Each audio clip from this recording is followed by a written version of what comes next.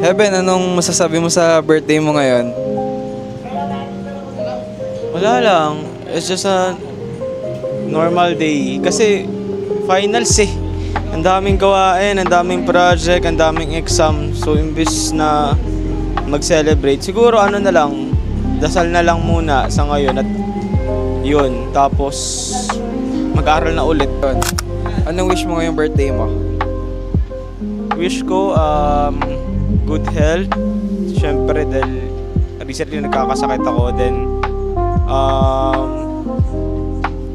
sana makapas tayo parehas. Makapasa sa lahat. Sana regular na uuwi ng puerto. At masayang kakain ng salad sa Pasko. O, pre, next question. Ano mga pinagdaanan mo na hardships ngayong taon na to? At ano sa tingin mo mga pagdadaanan mo pa this coming year?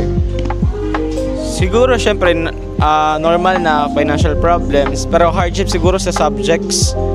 Usually kasi mas mabigat ngayon. Ang dami naming major, then hindi rin madali yung mga subjects. Ang daming gawain, nagsasabay-sabay.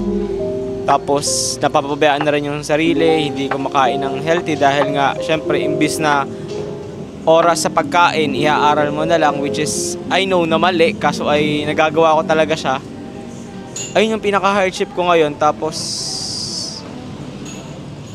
yun lang naman so far sa ACADS related.